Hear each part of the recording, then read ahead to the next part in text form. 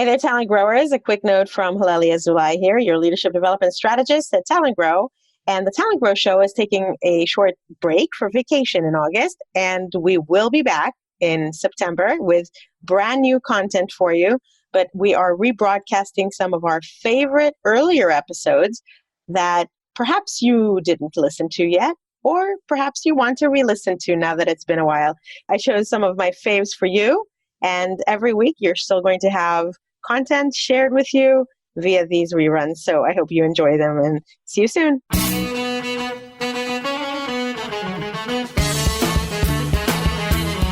Welcome to the TalentGrow Show, where you can get actionable, results-oriented insight and advice on how to take your leadership, communication, and people skills to the next level and become the kind of leader people want to follow. And now, your host and leadership development strategist, Halelly Azulay.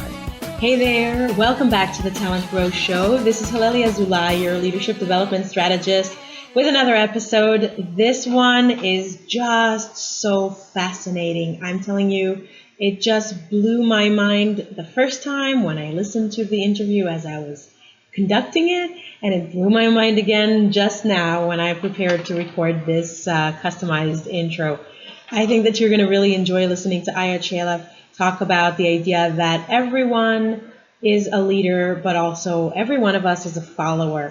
And both as leader and follower, we have the responsibility to be courageous followers. And sometimes we have the responsibility to disobey, what he calls intelligent disobedience. And so we talk about what exactly that is, what are some of the downfalls of leadership and followership, what keeps CEOs up at night, the possibly dangerous situations that can occur as a result of power and authority, and how we as employees, as leaders, and as members of society, as parents, as children, as members of families, can begin to make a difference by thinking about this, by asking more questions, and by taking up the courage to sometimes intelligently disobey. I hope that you enjoy this episode as much as I did, and I really would love to hear your insights and input in the comments after you listen. Welcome back to the TalentGrow Show. I'm Halelly Azulay, your leadership development strategist, and my guest today is Ira Chaleff. He is an author, a speaker, workshop presenter, and an innovative thinker who studies the beneficial use of power between those who are leading and those who are following. He has a really unique perspective about leadership, I think, and I'm really looking forward to have him share his knowledge with you. I met Ira a few years back, actually, because in the DC area, we seem to hang out in very similar networks and know a lot of people in common. And I have seen Ira speak. He also spoke at one of the programs that I guided for the OD network chapter in the DC area. And so I know that he is a very smart and thoughtful man. And I really, really am glad that he agreed to be on the podcast. Ira, welcome. Thanks so much, Halelly. It's good to be back in touch with you. Fantastic. So Ira, one question that I ask every person that I interview is for you to give us a little bit of a snapshot of the journey that you've taken over your career, but in a very short time, in a short description, which of course is always a challenge for someone with an illustrious career like yours, because everybody has such a different path. And I find it really fascinating to see where you've been and how you got to where you are today. Would you do that for us? My journey began at a very young age. You introduced me as being very thoughtful about the subject of using power beneficially. Well, I grew up in a multi-generational household where my maternal grandmother lost her entire family in the Holocaust. And at a very early age, this was imprinted on me that a terrible crime had been committed. And as I grew older, the question emerged, well, why did people follow such a murderous, destructive leader?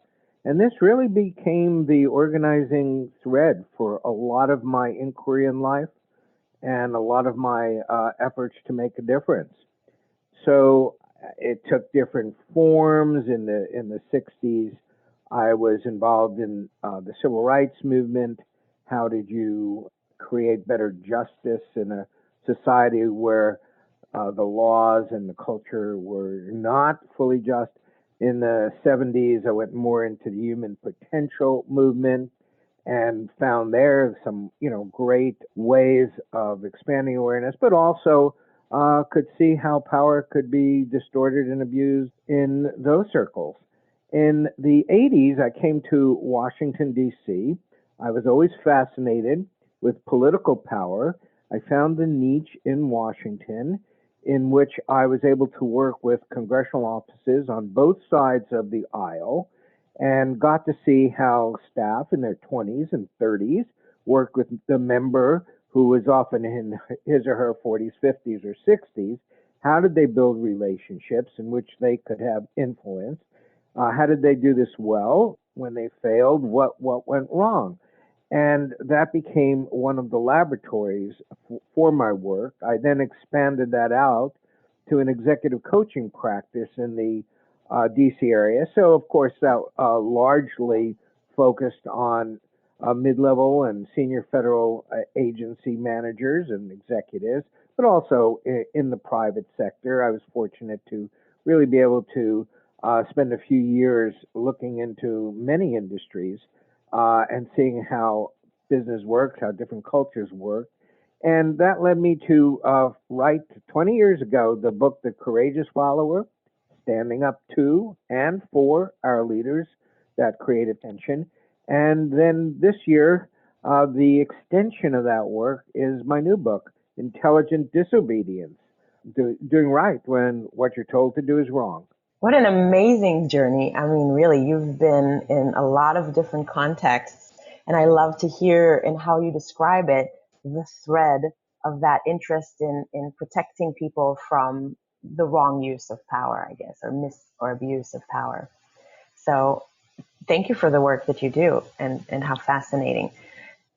I do work with leaders, and certainly I also help people a lot of times figure out how to become more powerful when they don't actually have authority power. And so I'm certainly very interested in this concept of both being powerful or being a leader. And I believe that everybody is a leader, even when they don't have an official role or sort of an ordained authority power. And I noticed that definitely in your work, you were focused kind of like the flip side of leadership. And the idea that in order for there to be successful leadership, there needs to be successful followership. And I love the concept of courageous followership, which I think that you probably, if not invented, then at least you are, in my mind, the lead person speaking about it and writing about it.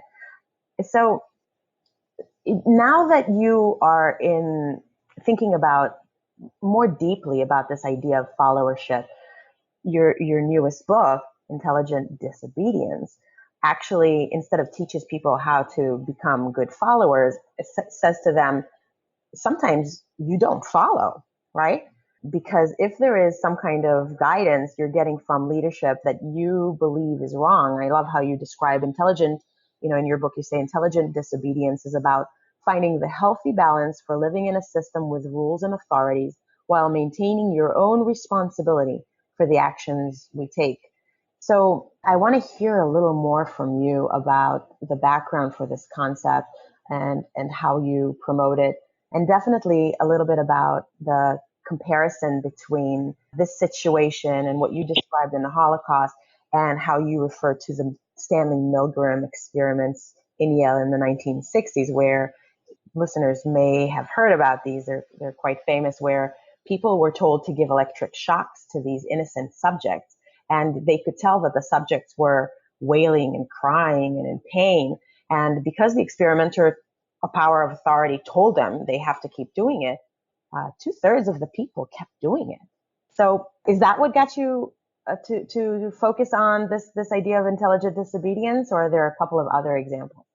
Well, so first of all, tying it back to the Holocaust, after the Holocaust, there were the famous Nuremberg trials Yes. of the primary war criminals, but also the lesser war criminals, the accountants, the physicians, the guards, etc. And a clear principle was established that one could not excuse one's behavior by saying, I was simply following orders. Mm. If you have any opportunity at all to not follow the order, you are accountable for what the choice you make is. So that's primary here. Now, you also talk about that we are all leaders, or all can be leaders, which is true. And the balance to that is we are all also at times followers. Yes. And that's true all the way up and down the organizational chart. The CEO still has to follow the guidance from the board. And the Secretary of Defense needs to be a leader, but if he's not a follower of the president, the commander in chief, we have a constitutional crisis. So following occurs at every level. There is a school of thought that one of the ways we learn to be leaders is to develop as courageous followers. Leadership requires courage. And to the degree we can display that courage when we are in the follower role, that prepares us for courage in the leader role. Now, I didn't actually come to this line of thought through the Milgram experiments directly, though I've been fascinated with them for years, and I'll say more about that in a moment. But I was teaching a class on leader-follower dynamics and talking about authority and how most of the time it makes sense to follow authority, but sometimes it doesn't. Sometimes it's actually dangerous. And a woman in the class raised her hand and said, I have an example under the table. Well, that got my interest. What do you mean under the table? She had she had a dog under the table. And she explained that she was training this dog to be a guide dog to support a blind person. And the first year and a half of the dog's life would be spent with her learning to be socialized, to be able to sit under the table for an hour and a half, and also to learn all the commands it would need to know. And she said, but then it needs to go to a higher level trainer to teach it intelligent disobedience. And I never heard the term. I said, what is that? Well, it's a term of art in guide dog training, where the dog must know that if it gets a command, for example, cross into the street when a quiet hybrid car is coming around the corner, it must know to disobey. It must be able to resist obeying even if the command is repeated. And if the situation calls for it, it must help the human find a safer way to get to the goal. And I just love that metaphor.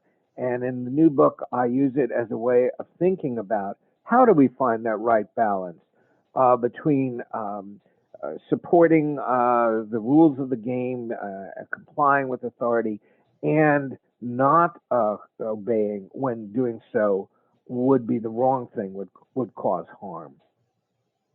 What an amazing story. And I agree, it's such an interesting metaphor. You know, I actually had no idea that that's how guide dogs are trained, but it makes so much sense.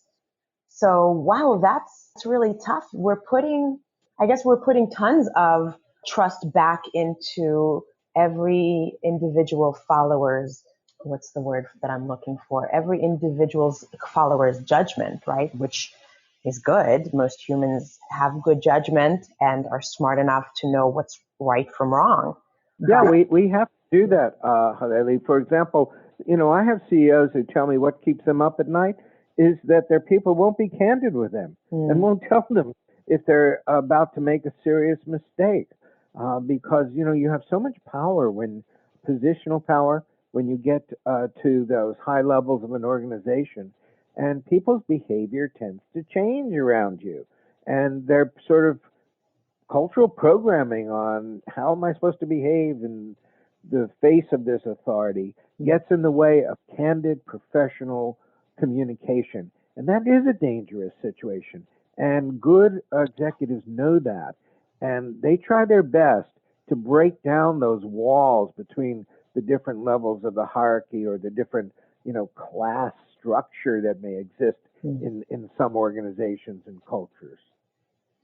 So do you think, how did we get there? What do you think is at the root of people being so afraid to resist wrong guidance or wrong commands from leadership? Is it because they're punished for it usually? Well, it's a great question, and we really can take a little bit of a deep dive there.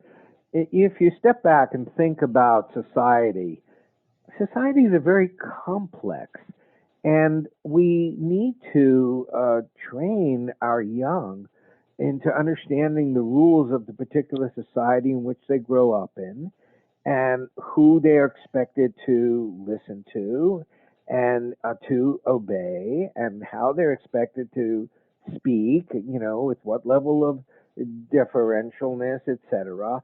And if we don't, in any culture, if the young don't absorb this and learn it, they have a really hard time. They get kicked out of kindergarten, with all the consequences in our culture that holds. So we have a positive, as so often is the case, we have a positive function at the root of this, at the root of obedience. Now, where does it go wrong? Well, it goes wrong in that these rules get so internalized that we forget that we're even operating by them. And then we bring them into situations where we should not. They don't apply. They'd be dangerous. So, for example, hospital surgery rooms. It used to be that the surgeon, was next to God, and everybody else did what the surgeon said. Well, it was observed that there were far too many surgical errors. Wrong limbs being, in the worst case scenario, cut off, but many other minor and avoidable problems and deaths, that could be avoided. So contemporary best practice in hospitals now is that before you start a surgery, every single person in that room, from the lowest person up, has to verbally say they agree to it's okay to start the surgery. So, if a nurse says, well, do we have the right size knee replacement before we open the person up? People check and go, oh my, we don't. And they just saved, a problem and cost and potential infection, etc. Similarly, the surgeon is not allowed under best practice to end the surgery until everyone gives their assent. And if that nurse says, I counted 13 sponges in and we only took 12 out, the surgeon can't stop the surgery until he or she looks for that 13 sponge. So we're getting better at this, but we need to get a lot better at this. We need to understand that because of the socialization, people need some extra, most of us, some of us are naturally good at it. We all like to think we're good at it, but the research that you cited on Milgram shows that any of us can fail this test on the right circumstances or the wrong circumstances. So we need to actually pay attention in our education system, in our professional development, in helping people understand that they actually have not just a right, but an obligation to speak up when they see something's wrong, and not just obey because they happen to be in the subordinate position. And it's so fascinating. What I'm hearing and I know that you care a lot about not just figuring out how to teach leaders that are already in leadership positions in politics or in industry, but to think about starting with kids. And, as children learn how to be members of society, the main teachers to them are their parents and, of course, their educators. So I definitely can see that you're trying to make a difference by not only focusing on teaching good leadership and good followership, when you're adults, but starting early. And I would love for you to talk more about that. But I also, because so many of the listeners are kind of, although they're parents and they can learn from you about ways to prevent this going forward, what can they do in their job, where many of them are probably in the leadership sandwich, as you described? We're all, if you are an authority leader, you're also a follower regardless. So if you're kind of trying to be a good leader to the people that follow you and a courageous follower to the people who lead you, what are some of the ways that you can make an impact or start to peck at this problem and make a difference from where you are? So I guess I asked you two questions. You can choose how That's fine, and I'll take them both up. I actually, when I started writing the Intelligent Disobedience, I didn't know that I was going to take this deep dive into the education system and parenting, really. So I decided, though, that I needed to treat my readers as whole people, not just as, executives or worker bees or whatever. Most of them are also part of a family system or will be part of a family system, and or certainly a extended family system, if not their own nuclear family. And that this was really something that I think we need to develop holistically. So one of my goals for this book is that if people hear about it or pick it up because of their professional development, that they also say, wow, but this also does apply in my personal life, particularly in the life of, the young people that I'm involved with. And I hope that parents and educators will have discussion groups, reading groups, and start tackling this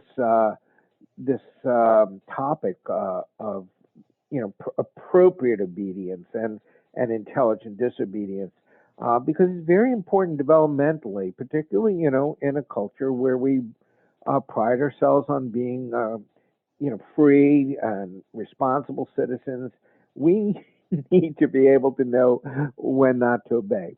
So with that in mind, your listeners are almost all also engaged in an economic activity. And, most of us don't have vast amounts of wealth that we can fall back on if we suddenly lose our job. So there is a fear factor that can get in the way of our natural desire to be candid and professional. We really need to step back and assess that. To some degree, this goes to brain wiring. When something triggers fear, we now know that the primitive limbic system tends to flood us, and we can go into the fight, flight, freeze symptom. And that is something we need to be aware of and learn how to manage and overcome, because most of the time we are not going to die if we take a principled stance. And in fact, sometimes that's the stance that will help our career. If we actually do help someone in the formal leader role understand the risks that they were missing in the order that they gave, and we help save them and the organization from a serious misstep, our social capital and value as a part of this organization goes up. So there's not just a downside risk to taking a courageous and principled stand, but because of that inherent quality that leadership needs, those characteristics, there's an upside potential as well. We don't take these stands as manipulatively to advance our career, but I think it's important to understand when we think it might hurt our career that that ain't necessarily so. Really good point. So, it's kind of like I keep reflecting back to my childhood and to my kids. I think that in my family, there's a really strong value for being an independent thinker, and that influenced a lot of the decisions that I've made or that I've felt free to make, to think for myself and to resist doing things that I didn't agree with, even though I was told to do them. And I'm sure that it has led me down this path of entrepreneurship, because many of my earlier experiences within corporate America, I felt like I saw things that were unethical or just totally inappropriate. And I tried to speak up to the best that I could. But at some point I needed to make a decision about whether do I just put my head down and just keep following what I know is wrong because they won't change it, or, I wasn't successful in influencing the powers that be, or do I need to go somewhere else so that I am not forced to do what I really believe is wrong. And I made several of those decisions. And I notice in my children, I believe that they've been raised by two very independent thinking parents. And that kind of comes back to haunt us sometimes when they're not good little soldiers at school and they use whatever limited reasoning and background that they have to sometimes question authority. And so it's right back. It comes back, and it's tough, because I want to raise them with that value, but it makes everything a little bit more difficult. I appreciate that you've just described that upside. It's everybody's so afraid, and I think that many people are risk averse, and so a lot of their decisions are made out of fear instead of out of courage. As a leader, how do you make sure that you're leading courageous followers? What can you do as a leader in an organization to help nip this problem in the bud? Well, it's a very important question. All managers and people in formal leadership roles like to think that they create an environment in which people will be candid with them and will push back with creative ideas, etc. Unfortunately, for two reasons, that isn't always true. One is, as we discussed, each of us come with our own family of origin and early childhood upbringing, and different cultures that we come from, ethnic cultures with different rules and values of behavior, and gender issues as well, that enter in here. And so even though we as the manager might think we're creating a very safe environment, it doesn't necessarily translate that way to the people we're working with. So we have to work harder than we think we might in order to genuinely get people to feel we really mean it. We really want them to speak up, and we'll value that. The second piece is that, unfortunately, we all have blind spots, and we're not always aware of the kind of micro messages that we send out that discourage candid feedback and input. So in The Courageous Follower, over successive editions, it's now in its third edition, I've added a chapter on the courage to listen to followers. And so it really walks leaders through a lot of the hidden pitfalls and ways that they can proactively create the culture that will genuinely support that kind of candor. It's not easy. As we know, trust can be easily lost, even through inadvertent missteps. So this requires some thought, some reading, some practice, some coaching, even in order to do it well. Can you share maybe one or two of those? Sure. So here's a classic one. A wonderful CEO of a very vibrant company came back from a 3-day retreat with her 6 top senior executives, and there was a meeting with her. It was about 50 or 60 mid-level managers, and before we started the meeting, she said, "Ira, do you mind if I have a few minutes to just brief the management team on what transpired in our 3-day retreat?" And I said, "Oh, of course not."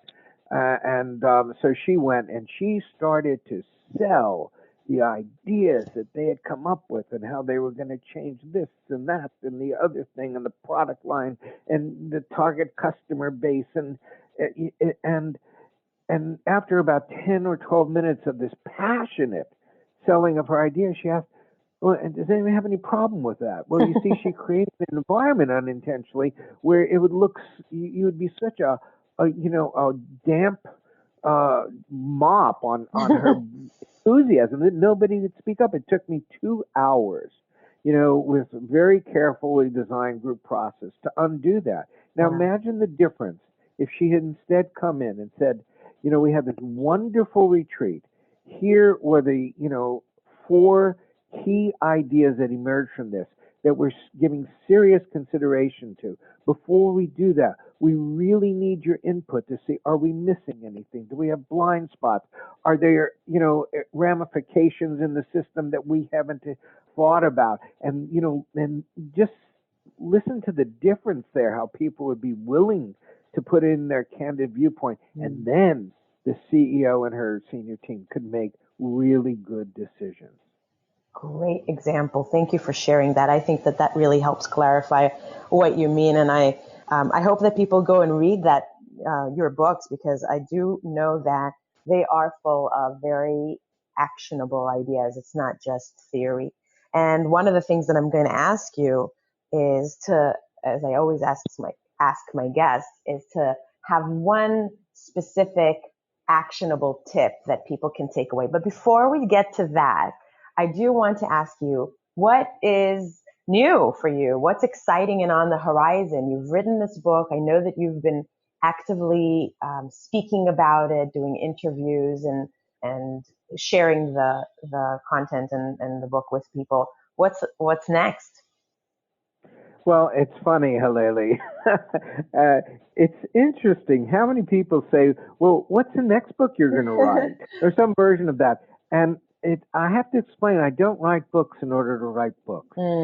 I have found myself a steward of certain ideas in the world.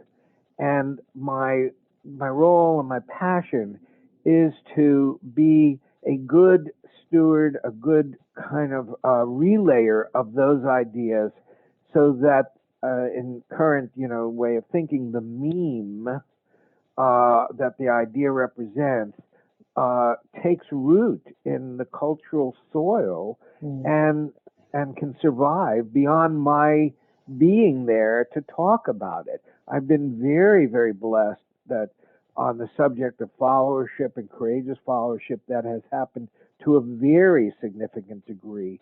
And I now see my role for the next, frankly, 5 to 10 years of championing this idea of intelligent disobedience, which almost nobody has heard of. Yeah. And as soon as they get, the metaphor of the guide dog, they get it.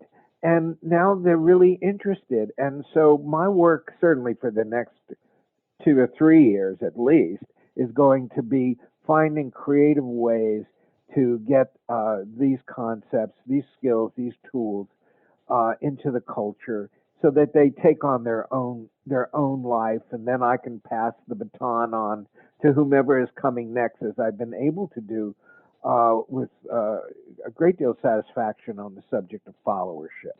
I love it. So visionary and transformational. So thank you for the work that you do. I certainly appreciate it very much. So let's get to that tip. What do you think is something that people who are listening right now, knowing that they're both leaders and followers, and parents or children or teachers, educators, they're somewhere in this mix. What is something they can do immediately, today, this week, that you think is going to begin transforming them or the people that follow them or the people that lead them more towards this vision you've created? Well, I think that to span all of those groups and developmental stages, I would have to say paying more attention to the inner voice. People have different concepts of what that voice is, where does it come from, but that voice is somehow usually an expression of core human values and sometimes core spiritual values of what is the right way to be in the world, what is the right way to both become who we were potentially capable of becoming, but also the groups and the society that we're part of. How do we best help others become who they can become in terms of the aspirational values that most of us hold. So listening to that inner voice, giving it equal weight to the voice of authority and understanding with humility, it doesn't mean that we're right, that our inner voice is right. It's that our inner voice is important.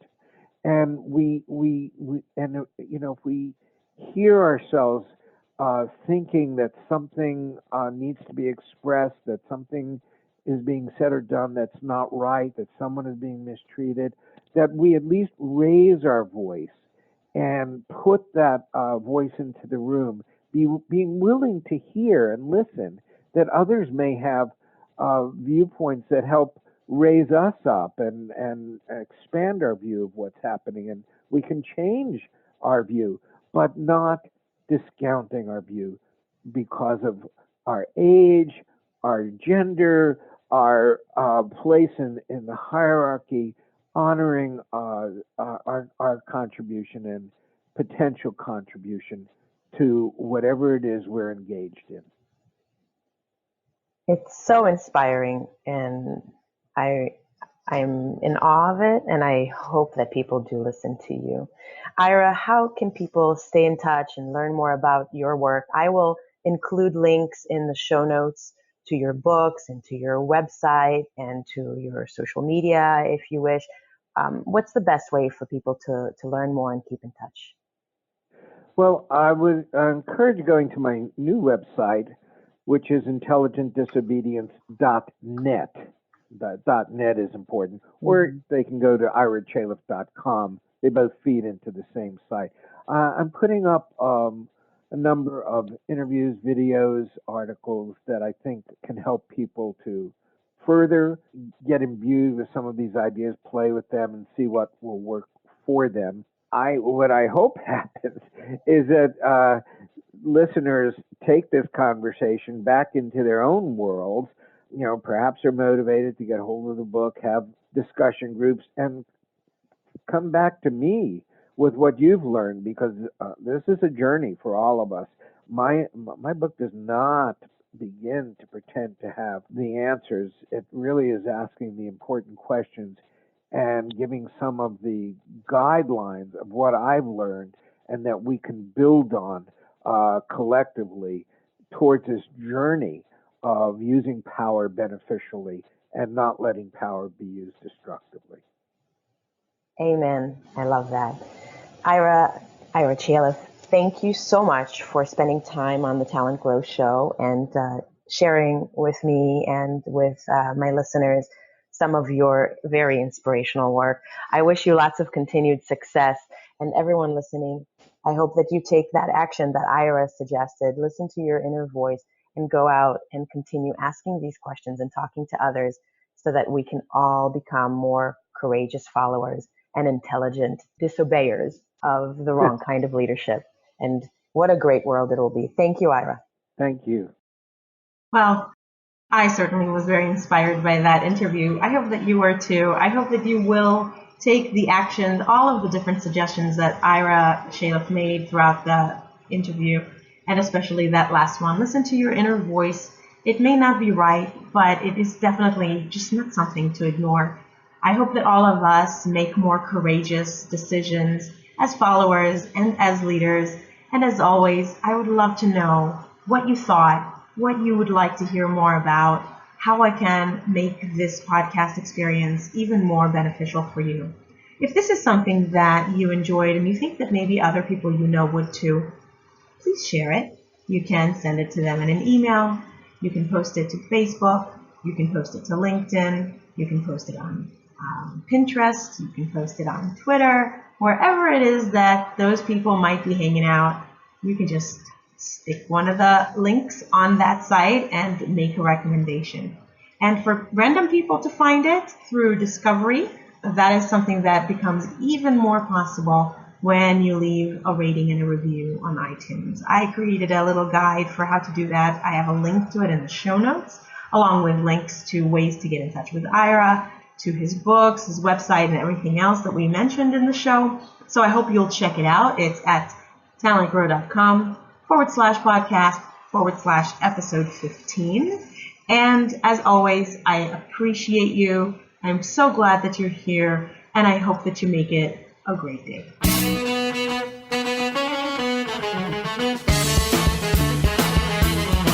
Thanks for listening to the TalentGrow Show, where we help you develop your talent to become the kind of leader that people want to follow.